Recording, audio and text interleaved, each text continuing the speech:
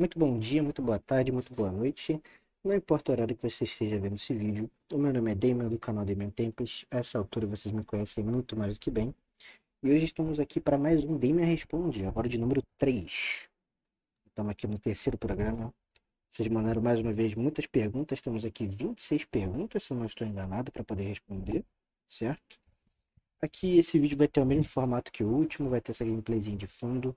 Alguns me pediram para poder fazer uma outra versão do formato, onde eu apareço junto com a gameplay.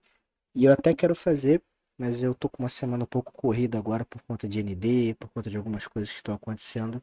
Então não vou conseguir fazer uma edição muito mais elaborada. Então, tô aqui para poder responder as perguntas. Vocês vão estar aí com a gameplayzinha de fundo na tela bonitinha para vocês. E vamos para isso. Certo, gente? Então, primeira pergunta aqui do Arthur. Ele pergunta assim: considerando as duas faces que vemos do Shiryu em ND, família e cavaleiro, como você acha que ele vai terminar no final da obra? Sendo cavaleiro ou pai de família mesmo? E ele faz uma segunda pergunta: qual sua abertura e encerramento favorito de todo o CDZ? Vale outras obras até as não canônicas. Meu amigo, sobre a primeira pergunta envolvendo o Shiryu, eu acredito que a gente vai terminar com ele como guerreiro. Eu não acredito em um fim bonito ou feliz de uma certa maneira para nenhum dos Bronze Boys. E o próprio Shiryu nos diz em Next Dimension que ele não quer morrer preso a uma cama, nem nada do tipo. Ele quer morrer no campo de batalha como um guerreiro. Então, eu acho muito difícil que a gente não tenha o Shiryu terminando a obra morto, né, sacrificando em nome da Terra e etc. Sobre abertura e encerramento, cara, acho que a minha abertura favorita é Pegasus Fantasy. Eu sei que é muito clichê, mas é a minha favorita mesmo. De preferência, a mais bonita, na minha opinião, é Pelo Mundo. E agora, de encerramento, o que eu mais gosto é Laços de Flor, né? Que é o encerramento de The Lost Canvas. Eu fico com esse como meu favorito, certo? Agora aqui a pergunta do Vi. Ele pergunta assim: se você pudesse mudar um elemento canônico no anime ao ponto de tornar filler, e mudar um elemento filler para tornar-se canônico, quais seriam suas mudanças? Se trata mais de fillers que você gostaria e canos que você não gostaria na obra, e como você faria eles se encaixarem ou não. Cara, como eu faria eles se encaixarem? Difícil dizer. Eu não sei se eu tenho um filler que eu gostaria que fosse canonizado. Mesmo eu gostando muito de Asgard, por exemplo, eu acho que Asgard tem muitos problemas. É difícil você encaixar Asgard na cronologia do mangá. CDZ, o mangá clássico de Cavaleiro do Zodíaco, ele é muito redondinho, sabe? Então é difícil eu conseguir imaginar algo que consiga se inserir ali, sendo honesto. Então não vou te dar um como, mas talvez se eu pudesse encaixar algo, eu encaixaria Asgard ou Natácia no País do Gelo, pra gente ter coisas envolvendo guerreiros azuis futuramente na obra. Sobre algo que eu gostaria de tornar filler, é... eu não tenho, na verdade, algo que eu gostaria de tornar filler. Acho que CDZ, mesmo nos erros e acertos, tudo compõe a obra do jeito que ela é. Então não tenho nada que eu gostaria de tornar filler, assim, de uma forma agressiva ou prática, de qualquer maneira, sabe? Acho que é isso. E aí ele faz mais uma pergunta. O que você acha das aventuras de início, meio e fim dos Cavaleiros de Bronze, como os filmes da Toei e materiais extras nas novels? Você acha que as aventuras curtas são boas pedidas para a franquia? Cara, funcionando como elas são, como filmes, como novels, como mangás spin-offs, etc. Sim, por que não? Elas podem não ser canônicas do ponto de vista que a gente consiga encaixar talvez numa cronologia ou esse tipo de coisa, mas elas, querendo ou não, ajudam você a ter mais apego pelos personagens, aprofunda os personagens de uma certa maneira. Então eu acho positivo, acho muito positivo na verdade. Eu gosto de dos filmes, mesmo alguns deles sendo malucos. Eu acho que eles funcionam, e eu já falei isso várias vezes. Todos os filmes de Cavaleiro do Zodíaco, eles funcionam como bons esqueletos de sagas que poderiam ser melhor aproveitadas no futuro. Todos eles. Acho que só o Lúcifer que não, mas até o filme do Abel, que tem alguns problemas, ele poderia facilmente virar uma saga. Mas assim, muito facilmente. E eu não veria como algo negativo, não. Muito pelo contrário. Certo? Mais uma pergunta aqui do Vi. Existe algum convidado dos sonhos para o Demiancast? E quanto a convidados que sejam mais fáceis de participar, tem alguém em mente? Cara, meu convidado dos sonhos é o Vilarinho da Cave Zodíaco. Ele é o meu convidado dos sonhos, assim. É um cara que eu tenho profundo respeito e uma profunda admiração também. Pelo trabalho, pelo tempo de trabalho, por ainda se dedicar a trazer pra gente coisas de Cavaleiro do Zodíaco, notícias de Cavaleiro do Zodíaco. Eu acho que o meu convidado dos sonhos é ele, assim, sendo sincero. Agora, convidados sejam mais fáceis de participar, tem alguém em mente? Hum, Cara, eu penso em tantas pessoas que eu gostaria de convidar, pessoas da comunidade, outras pessoas para voltarem aqui que já vieram. Não, não, agora assim em específico, acho que não vem ninguém à minha mente, sabe? Eu gostaria de conversar talvez com mais YouTubers de Cavaleiro do Zodíaco. Acho que isso sim, sem dúvida. Eu gostaria de falar mais sobre. E aí eu vi, tem mais uma pergunta. Na verdade, ele tem mais algumas, mas vamos lá. Ele fala assim: vamos às polêmicas. Você acha que existe algum problema no meio de criadores de conteúdo de CDZ de alguma forma geral? Se sim, o quê? Lembrando que, obviamente, para tudo tem-se exceções. Sim, para tudo tem-se exceções, mas assim, eu acho que o maior problema da comunidade de criadores de conteúdo de Cavaleiros de Zodíaco, de uma forma geral, é preguiça. E aí eu vou tentar me destrinchar isso de uma melhor forma. Existe preguiça de criar um conteúdo que não seja só em cima do clássico. E essa preguiça tem dois motivos. Um, porque dá trabalho. Dois, porque não existe o retorno. O retorno, ele não é. Perdão, tive que fazer um corte. Mas o retorno, ele não é o esperado que as pessoas gostariam quando se produz um conteúdo, né? Então, eu acho que por não conseguir fazer isso, por não tentar, por não insistir em fazer algo que fale mais sobre os spin-offs, que fale mais sobre certas coisas, essas obras acabam caindo no esquecimento e geram-se algumas coisas assim, né? Fora o fato de que tem criador de conteúdo por aí que alimenta hate, alimenta notícia falsa, alimenta coisas a respeito da obra ou do criador da obra, e dizem sim, fãs, os maiores fãs, ou isso, aquilo, aquilo outro. Então é difícil. Eu acho que o principal problema dos criadores de conteúdo no Brasil é que eles se comportam muitas vezes como o fã médio se comporta. E não que a gente, nessa posição, tenha que se colocar num pedestal, não é isso. Mas o que eu quero dizer é o seguinte: quando você cria conteúdo, apesar de eu não gostar disso, querendo ou não, você tem um público, e o público, ele, às vezes, ele te vê como um exemplo, ou ele quer seguir alguma coisa que você faz ou fala, e esse tipo de coisa, seja um comportamento, seja uma opinião. Essas coisas elas acontecem, acho normal que aconteça. Eu não gosto muito disso, mas acontece. E querendo ou não, quando você, entre aspas, educa o seu público de uma forma errada, você só propaga e deixa com que coisas que fazem a nossa comunidade ser nociva como ela é, ainda pior. Então, eu não tenho a menor dúvida que esse é o principal problema assim da comunidade atualmente, de criadores de conteúdo, entendeu? Acho que eu consegui responder bem a pergunta. E aí o Vi tem mais uma pergunta. Ele fala assim: você acha que teremos impactos temporais pela interferência dos cavaleiros no passado? Se sim, o que você espera? Eu vou na contramão da maior parte das pessoas. Eu acho que a gente não vai ter grandes mudanças na linha temporal de Cavaleiros do Zodíaco com o que a ND está se propondo a fazer. Eu acho que tudo que a Saori fez, até o momento, são pequenas alterações. É uma flecha da deusa na casa de Serpentário, é a China meio maluquinha. São pequenas alterações no presente que eu tô querendo dizer, né? No passado foram grandiosas.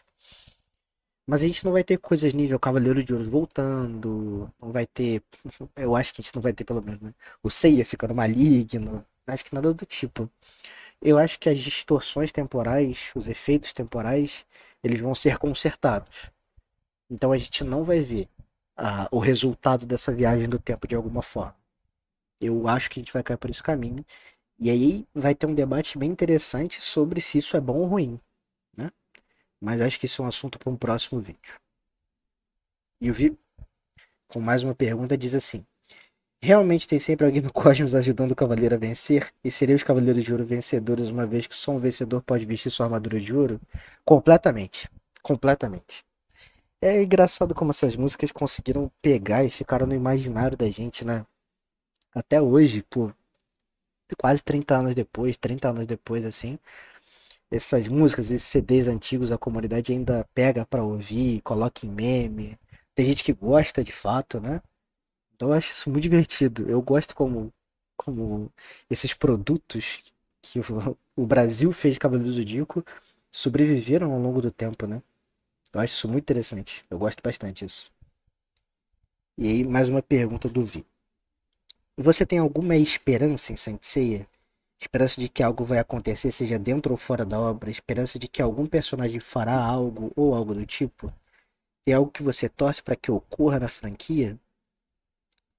Cara, a minha esperança é que CDZ volte a ter a atenção que sempre mereceu, na minha opinião, né? Cavaleiro do Zodíaco é uma obra muito rica em história, em mundo, em narrativa.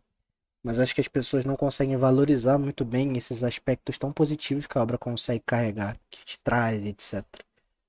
Então, se eu tenho esperança de algo que esse desenho passe a ser valorizado, sabe? Valorizado enquanto obra, valorizado enquanto narrativa, valorizado enquanto mundo e valorizado enquanto produto pela empresa.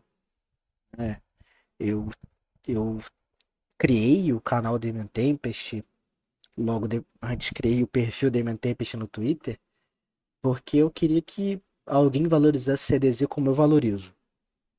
Né? E nem que fosse uma única pessoa, assim, sabe?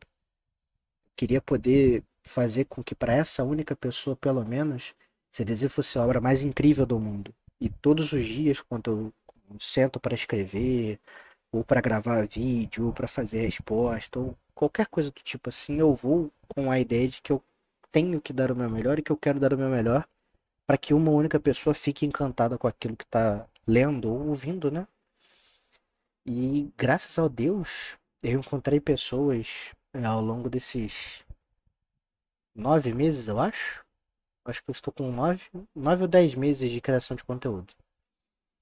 Ao longo desses 9, 10 meses de criação de conteúdo, eu encontrei muitas pessoas que valorizam a obra tanto quanto eu, se não mais. Né? Isso me faz muito feliz. Algumas pessoas voltaram a ter vontade de acompanhar a obra por minha causa, ou se redescobriram com a obra por minha causa. Que eu nem acho que mereço tudo isso, sendo honesto. Essas falas assim, acho que são muito carinhosas pra mim. E eu não sei se eu mereço todo esse carinho, assim, ou essa responsabilidade de ter sido a pessoa que fez com que Cavaleiros voltasse à vida de alguém, mas eu fico muito feliz quando me dizem isso. Então, se eu tenho esperança de algo, eu tenho esperança de que esse desejo seja valorizado e amado, como deveria ser amado, na minha opinião, certo? E aí, agora a pergunta do Jay. Que a gente é um bando de iludido torcendo pra aparecer o Olimpo todo na próxima saga, tu já sabe. Mas quais deuses além de Apolo, Artemis e possivelmente Zeus você acha que gostaria que fossem aparecer como inimigos ou aliados? Cara, olhando assim pro Olimpo de CDZ que a gente tem na enciclopédia Taizen, eu acho que a maior parte deles vai ser neutro. Não imagino Deméter ou, sei lá, Dionísio, até a própria Hera. Não sei se eu consigo imaginar como inimigos de fato dos Cavaleiros de Atena. Se tem um deus em específico que eu quero muito que apareça, aí é o Ares. Eu acho que o Ares é o antagonista perfeito para Atena. Ares é um personagem que a comunidade anseia muito para que apareça e para que venha pra gente ter um arco dele, para conhecer os Berserkers. E é a minha esperança, assim, eu gostaria muito que a gente tivesse o Ares aparecendo. Então eu ficaria com ele como inimigo. Como aliado, eu acho que a gente vai ver Artemis de aliada de Atena, mas eu não consigo cravar um outro. Talvez o Hefesto. O Hefesto é uma boa chance de ser um aliado para Atena. Pergunta agora do Mistinho Akita. Você acha que os Cavaleiros de Bronze, Seiya, Shiryu, Yoga, Shun-Ikki, podem virar Cavaleiros de Ouro na próxima saga? Ou depois dela, assim como Kiki e os bronzes secundários como Jabu, Gek, Ban e Ichi? Olha, eu tenho a esperança de que a gente veja os 5 Cavaleiros de Bronze como Cavaleiros de Ouro na próxima saga. Eu acho que as armaduras de bronze. Peço desculpas. Acho que as armaduras de bronze já deram o que tinham que dar. Elas não tiveram. Não vai ter, dificilmente vai ter uma V5, V4, V5 delas, agora eu não lembro qual é o número certo. Peço desculpas. Não acho que tenha para onde evoluir. Acho que o máximo que a gente poderia ver delas são as armaduras divinas aparecendo. Mas eu acho que para enfrentar os soldados do Olimpo, os deuses do Olimpo, seria legal se eles tivessem um outro tipo de upgrade. E aí o upgrade seria justamente eles serem cavaleiros de ouro, sabe? Eu acho que não faz sentido eles continuarem lutando como cavaleiros de bronze se as armaduras de ouro forem restauradas no futuro, elas estiverem vagas e eles já tiverem toda essa bênção e permissão para que eles sejam cavaleiros de ouro, né? Vocês podem notar que durante a saga clássica, os cavaleiros de ouro clássicos batizaram eles, passaram tudo para eles, o mundo, as pequenas coisas, as grandes coisas, o amor, a Atena, tudo foi passado. O Saga diz, né, que eles cumpriam esse papel de mentores. O Aldebaran, logo depois que começa a saga Poseidon, diz que na saga das 12 casas ele percebe que os Cavaleiros de Bronze são os herdeiros dos Cavaleiros de Ouro. Em ND, a gente tem toda uma construção do Kaiser aceitando o Ikki, do Mistori aceitando o Yoga, o Doku com o Shiryu, o Shaki Shijima com o Shun, indiretamente o Yoga falando que o Seiya vai ser o herdeiro do Sagitário à frente do Gestalt, e aí aparece a imagem do Aiorus também. Então, com tudo isso, com todos esses elementos que são construídos, na minha opinião, o caminho natural, olhando principalmente para aspectos narrativos, é que a gente veja os Cavaleiros de Bronze virando Cavaleiros de Ouro. Essa promoção, ela não é só possível, na minha opinião, como eu diria que necessária de uma certa forma também. Tá na hora da gente ter Seiya de Sagitário, Ikki de Leão, Shun de Virgem, Shiryu de Libra, Yoga de Aquário. Eles nunca vão deixar de ser aqueles Cavaleiros de Bronze que a gente conheceu. Mas eu acho que esse salto tem que ser dado. Eu, particularmente, não quero ter que esperar até o final da história pra gente ver uma página deles como Cavaleiros de Ouro, sabe? Se acontecer, tudo bem, a história não vai ficar pior por isso. Eu vou aproveitar a história, eu vou amar a história. Mas é algo que eu desejo, pessoalmente falando. Eu gostaria muito que a gente visse eles já como próximos como próximos Cavaleiros de Ouro. Agora, sobre os Cavaleiros de Bronze secundários, eu vou ser muito honesto que eu não acredito que a gente vá vê-los como Cavaleiros de Ouro no futuro. Nenhum deles. Primeiro que teria que ter desenvolvimento para isso, ou a gente veria uma página final lá com todos eles como Cavaleiros de Ouro. E eu não sei se eu gostaria disso. São personagens que aparecem pouco, que apesar de ter um arco de personagem bem definido ali, todos eles, principalmente enquanto grupo, é, não convencem, não tem apelo para o público. Ninguém se importaria se o Jabu tivesse ou não a armadura de escorpião, se eu não me engano, ele é escorpião. Ou o Gek tivesse a armadura de touro. Essas coisas assim, sabe? Não, não veria razão para isso. Então, acho que a gente não vai vê-los como Cavaleiros de Ouro. Pergunta agora da cena. Se você pudesse escolher um personagem para ter um spin-off, qual escolheria? Pergunta difícil. Pergunta bem difícil, na verdade. Olha, se tivesse que escolher um personagem para ter um spin-off, eu acho que eu escolheria o Algol. Não porque ele é o personagem mais interessante do mundo, mas porque com isso a gente veria mais dos Cavaleiros de Prata, agindo em missões, tendo coisas. Então, por esse aspecto de classe, eu acho que eu iria de Algol. Agora, se eu fosse escolher um mais interessante, eu adoraria ter um spin-off focado no Aiorus. A gente tem lá o episódio 0 e tal, mas algo dele em missão mesmo. Ele cumprindo missão com o santuário, mostrando mais coisas dele. Eu adoraria isso. Adoraria de verdade. Tem muitos personagens, na verdade, que eu gostaria de spin-off. Aldebaran, principalmente porque eu acho que ele precisa. Principalmente para desenvolvimento e aprofundamento de personagens. Então, como resposta oficial, acho que eu vou ficar com Algol, para essa questão de classe. O Aiorus, ele já é um personagem fechado, querendo ou não. E aí, mais uma pergunta do Mishin Okita. Você acha que o Ares, o deus da guerra, pode aparecer na próxima saga de Saint Seiya? Respondi agora há pouco uma pergunta parecida, né? Eu acho que sim. Eu acho que a gente pode ver sim o Ares como deus da guerra. Como deus da guerra, não, desculpa. O Ares sendo, né, um deus que vai estar na Guerra Santa contra Atena. Acho que a gente pode, sem dúvida. Pergunta agora da Isa. Como seriam os guerreiros de Dionísio no seu ponto de vista? Minha amiga, uma grande pergunta. A resposta que eu posso te dar é eles não seriam. Eu não acho que tem deuses assim. Eu não duvido que eles tenham guerreiros, mas acho que seriam guerreiros de uma forma genérica. Eles seriam os anjos, sabe? Não teria os cavaleiros do vinho de Dionísio. São deuses que não combinam com esse tipo de violência, com esse tipo de coisa. Então eu não consigo imaginar, sendo honesto. Agora, se eu tivesse que apostar, eu adoraria que Dionísio tivesse algo a ver, talvez, com os sete pecados capitais. Porque ele é um deus meio festeiro, se eu não estou enganado. Então acho que eu imaginaria eles assim, guerreiros dos pecados. Então, um guerreiro da gula, um guerreiro da preguiça, um da luxúria.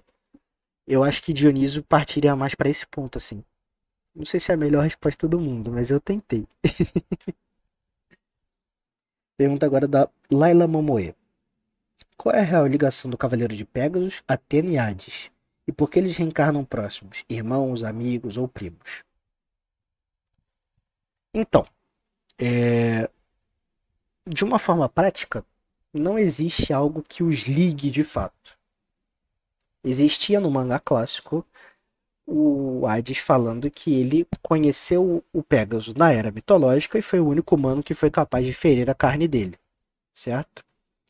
Pégaso e Atena têm uma ligação que a gente vê em Next Dimension e no clássico de muita proximidade ali, né? Sei Saori, Sashi e Tema, mas não tem nada que fique muito explícito na obra, nem materiais extras, se eu tô lembrado agora, que delimite um porquê deles nascerem próximos, nascerem juntos e etc. O que tem é em The Lost Canvas, né, que Pegasus e Atena reencarnam sempre juntos, e aí na Guerra Santa do século XVIII, Atena queria nascer perto do corpo que seria Hades, para tentar proteger e cuidar dele, esse tipo de coisa. Mas no nosso canônico, no que o Kurumada nos dá, eu não me lembro de existir uma resposta que seja concreta com relação a isso, né? Lembrando que essa fala, inclusive, do Hades sobre ter encontrado Pegasus da era mitológica, etc., parece ter sofrido um retcon em ND, né? Onde a fala muda e ele fala assim: eu encontrei esse homem na era mitológica. Ele até fala assim: não, se corrige. Foi há 240 anos atrás, esse homem era meu amigo. E aí mostra o Alone e o amigo dele era o Tema. Então eu diria que dentro do mangá clássico, se eu pegar todas as evidências, não existe uma razão específica. Existe, acho que talvez o destino. Como foi o caso do destino do Shun ser o receptáculo de Hades e ao mesmo tempo ser um cavaleiro de Atena. Lembre-se que os humanos eles são guiados pelas estrelas, pelo destino das estrelas. E isso é algo muito presente em cavaleiros. Então se eu puder dar uma resposta específica, apesar de eu saber que talvez não seja satisfatório o suficiente, e eu peço desculpas, mas eu diria destino. É o destino que faz tudo isso acontecer. Entendeu? E o destino nós não podemos controlar ou talvez nem sequer entendê-lo. Então fica-se essa coisa mais filosófica. Pergunta agora do Henrico. Se as armaduras de ouro de Sagitário, Libra, Aquário, Virgem e Leão foram destruídas pelo Thanatos, existe uma chance delas voltarem? Ou quem sabe do Kiki, como sucessor do Mu, consertar elas? Cara, eu acho que existe a chance do Kiki consertar elas. Eu acho que elas retornaram à Pandora Box na forma de fragmentos. Mas, se elas tiverem sido realmente completamente pulverizadas, elas teriam que ser reconstruídas. E aí tem várias maneiras de você reconstruir uma armadura. E todas elas envolvem você descobrir como elas foram feitas pelos alquimistas do continente de Mu. A outra, que talvez possa acontecer, e aí casa até com uma pergunta que foi feita anteriormente, é talvez a gente ter o Hefesto como aliado de Atena e ele reconstruir essas armaduras de ouro e entregar para os Cavaleiros de Bronze. Essa é uma possibilidade também. Mas é difícil saber assim o que vai acontecer de fato. Né? Mas eu fico com essas respostas por hoje. Pergunta agora do Luke Lucy. Na sua opinião, após a maldição de Hades, o ser deveria ficar debilitado como ND ou fisicamente saudável porém com uma restrição do uso de Cosmo mais ou menos como ocorreu no Ômega. Se não tivesse ND, eu diria que eu gostaria que ele ficasse como no episódio G. E quando a gente vai ver episódio de Assassin, o C sofre da maldição de Hades, ele tem problemas para poder usar o Cosmo. Numa determinada luta, o coração dele para de bater e o Shiryu tem que reanimar ele para ele continuar lutando. Ele é fragilizado nesse sentido. O corpo dele tá frágil. Então eu gostaria que, se não existisse ND, fosse dessa forma. Como ND existe e ele vai ser curado da espada de Hades, eu não acho que ele tem que ter sequela nenhuma. Ele vai ser curado. Então não tem por que ter uma sequela disso. Entendeu? A sequela, entre aspas, desses eventos foi ND ter acontecido. Eu acho que isso é mais do que o suficiente. Pergunta agora do LC Hades. Uma parada que andei pensando, será que tem a possibilidade do Prometeu ajudar os cavaleiros, já que ele, pelo menos na mitologia, não sei em CDZ, entregou o fogo dos deuses à humanidade? Em CDZ acho que a única coisa que eu vejo que eu lembro do Prometeu é ele aparecendo no episódio G clássico. E eu não lembro muito bem de que forma. Faz um tempo que eu li o episódio G clássico. Mas eu não sei se a gente vai ter envolvimentos de entidades como Prometeu, ou como Titãs, ou como Gigantes, ou qualquer coisa do tipo. Acho que vai ser algo mais restrito aos 12 deuses do Olimpo, de fato. E aos seus exércitos, né? O Kurumada, a essa altura, não vai trabalhar com um negócio tão vasto, na minha opinião. Ele vai fazer uma coisa mais reduzida. Por isso que eu aposto que o próximo arco, a próxima saga, vai ser menor. Por esse tipo de coisa. Pergunta agora do Luiz. Você acha que o Hades realmente morreu? Porque no universo Sensei, quando um humano morre, a alma dele vai para o mundo dos mortos. Mas a alma de um deus não? Não se sabe, na verdade, né? Não se sabe o que acontece com a alma de um deus. O que dá a entender, e é aquilo que eu acredito, é que Hades morreu sim. Athena perfurou o corpo dele, ele desapareceu enquanto entidade e ele tá morto. É o que eu entendo, particularmente falando. O Kurumada pode mudar isso? Lógico que ele pode. Ele pode colocar que as almas divinas não morrem, ou que daqui a um tempo elas vão se reconstruir, e que isso vai demorar milhões e milhões de anos, ou milhares de anos. Mas até o momento, o que eu tenho pra mim é que Hades de fato tá morto. Pergunta agora do Danilo Coelho Santana. Você acha que se não fosse a Toei a pressão do Kurumada a terminar a saga Poseidon, ele teria se aprofundado melhor nos 7 generais e em outras classes de marinas, e também não teremos os 7 generais sendo derrotados com tanta facilidade, já que eles equivalem aos 12 de ouro? Olha, até onde eu sei, a Toei não apressou o Kurumada para fazer a saga Poseidon. O que se apressou, e aí existe a divergência se foi por parte dele, se foi por parte da editora, foi a saga de Hades. Poseidon é apressado, mas é encaixado. A saga de Hades não. O que eu sei é que o Kurumada sempre pensou nessa saga de Poseidon como uma saga de transição. Então ele não via Poseidon como um arco a ser de fato grande. Ele via como uma transição, algo para preparar melhor os cavaleiros, esse tipo de coisa. Então, eu não sei, talvez se ele tivesse escolhido fazer algo mais pausado, mais como foi a primeira saga, posteriormente Hades até o inferno, até a segunda prisão ali mais ou menos, eu acho que sim, a gente teria os 7 generais marinos mais aprofundados, os poderes melhor mostrados, e essa equivalência aparecendo de uma forma melhor, porque quando a gente lê, a interpretação que dá é que alguns deles só se aproximam dos Cavaleiros de Ouro, mas não são necessariamente equivalentes, como o Bayern, por exemplo. É a impressão que dá. Tô falando impressão, não o que é ou deixa de ser, tá?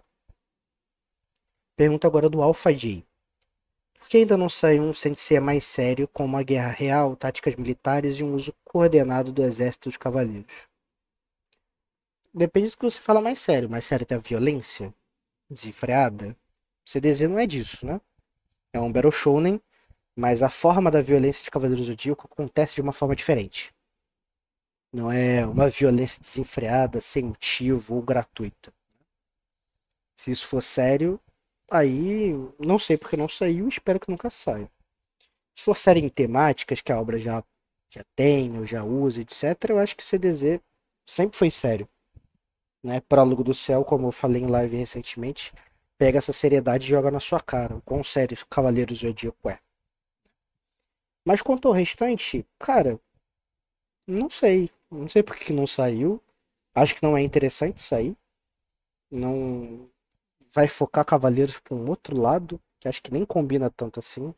Você ter uma guerra campal é uma coisa. Todos contra todos. Mas aí, você usar batalhões, formação em V, parede de escudo, esse tipo de coisa dificilmente aconteceria, né? Logicamente, tudo isso adaptado ao contexto dos cavaleiros. Não acho que seria interessante. Principalmente pro público médio. Talvez pro público hardcore, sim. Mas pro público médio, não. Então acho que não saiu porque não é interessante que se tenha algo do tipo. Pergunta agora do Luiz. E que é o primeiro cavaleiro de Fênix. Mas então como as armaduras de Fênix negra foram feitas? Se antes nunca teve um cavaleiro de Fênix, como eles sabiam como era a armadura? É difícil dizer. Se eu não estou enganado, a Ilha da Rainha da Morte tinham várias armaduras de vários modelos ali. Com certeza tinham protótipos de armaduras. E aí eles podiam muito bem ter recuperado esses protótipos, tentar fazer. Eles com certeza tinham alguma coisa que desse uma referência a eles. Algum plano, algum modelo. Não sei, esse tipo de coisa é difícil de especular.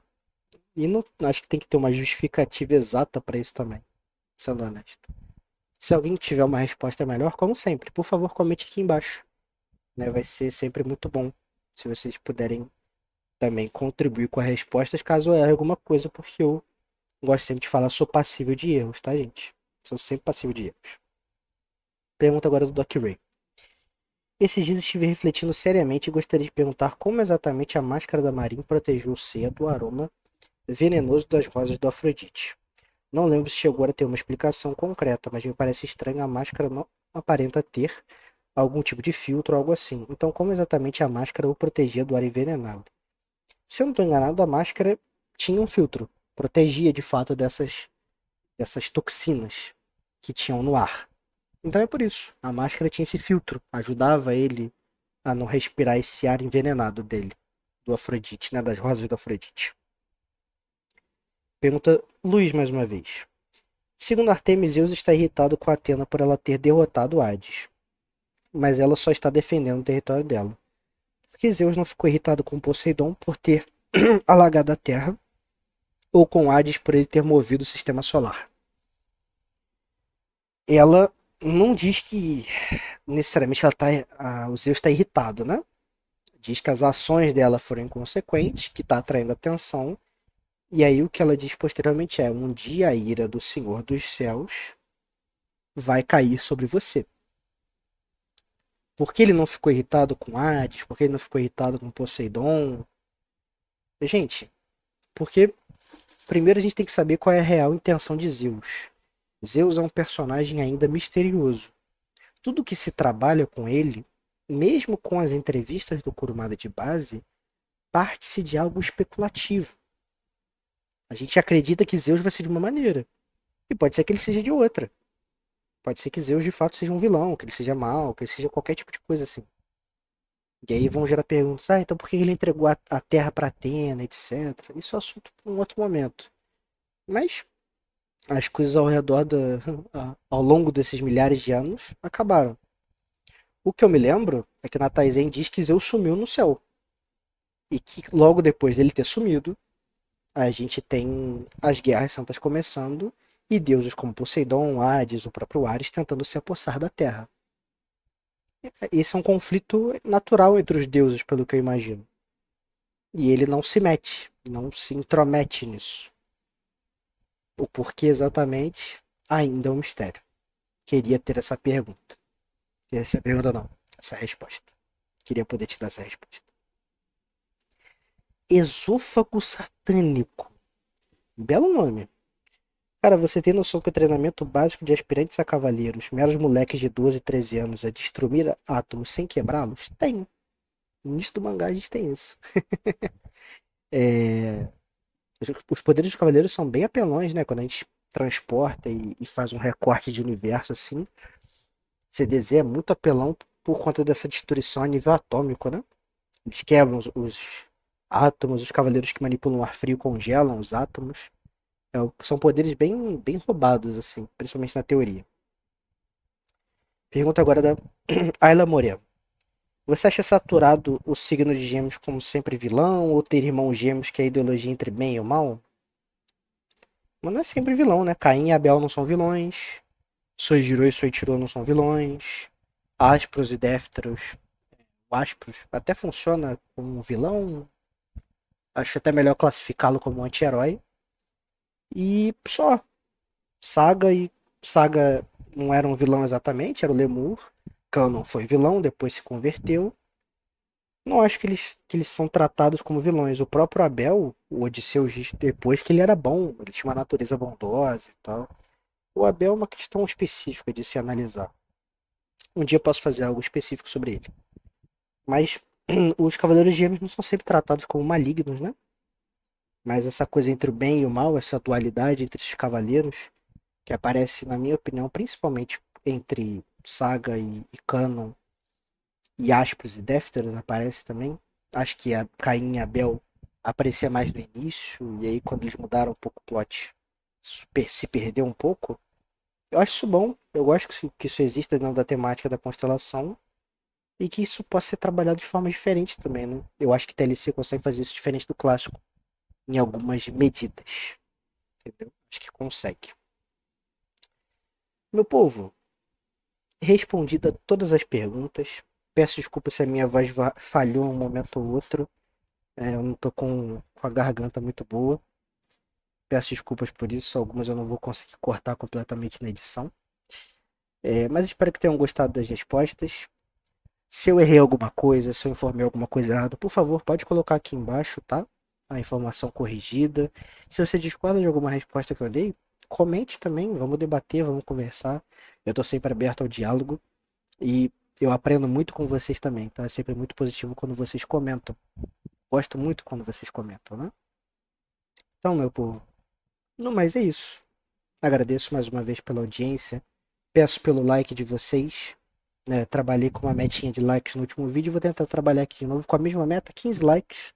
Pra gente poder ficar bem no vídeo. É a meta de hoje. E por favor, comentem aqui também, porque me ajuda bastante. O YouTube está reconhecendo muito mais os comentários como algo para poder indicar os vídeos para as outras pessoas, para entregar esses vídeos para quem é inscrito. Se você cair de paraquedas aqui agora e não for inscrito, se inscreva aqui no canal também, por favor. Ative o sininho aí para as notificações, para ficar sabendo quando vai rolar vídeo, quando vai ter Damian Cash, quando vai ter tudo isso. Certo, meu povo? No mais é isso. Meu muito obrigado. Um grande beijo, um grande abraço. Fiquem bem e falou!